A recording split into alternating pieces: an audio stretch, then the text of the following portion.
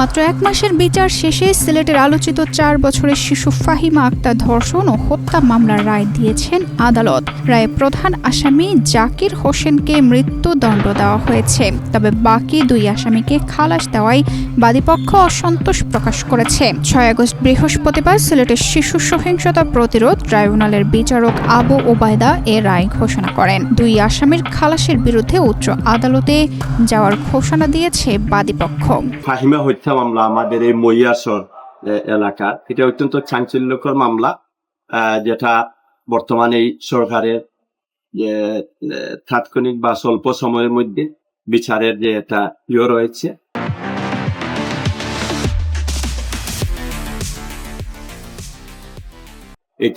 এই মামলাটা আজকে মাত্র 30 দিনের মধ্যে মাননীয় শিশু সহিংসতা আদালতের বিচারক জনাব আবু উবায়দা স্যার অত্যন্ত দিনে রাত্রে এই মামলাটি অত্যন্ত পরিশ্রম করে 17টি সাক্ষীর সাক্ষ্য নিয়েছেন এবং এই স্বল্প সময়ের মধ্যে তিনি অত্যন্ত পরিশ্রম করে এই মামলাটির রায় দিয়েছেন এবং একটা যুগান্তকারী রায় হয়েছে।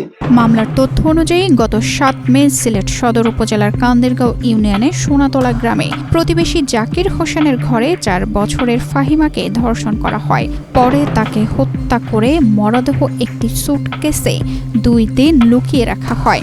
এরপর বাদাঘাট এলাকায় একটি ডোবায় মরদেহ ফেলে দেওয়া হয়। ঘটনার পর 8 মে জালালাবাদ থানায় হত্যা মামলা দায়ের করা হয়। পরে তদন্ত শেষে পুলিশ এই ঘটনায় জড়িতদের বিরুদ্ধে আদালতে অভিযোগপত্র দাখিল করে।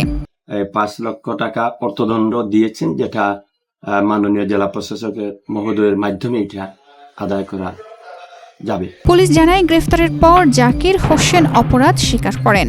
ঘটনার 33 দিন পর 3 ভাইয়ের বিরুদ্ধে আদালতে অভিযোগপত্র দাখিল করা হয়। গত 1 জুলাই বিচার শুরু হওয়ার পর প্রায় 1 মাসের কার্যক্রম শেষে আদালত এই রায় ঘোষণা করেন।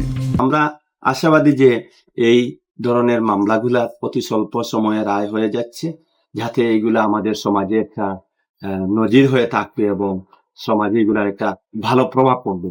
আমরা আশাবাদী। তানজিদা রহমান, ইনায়া, বাংলাদেশ প্রতিদিন।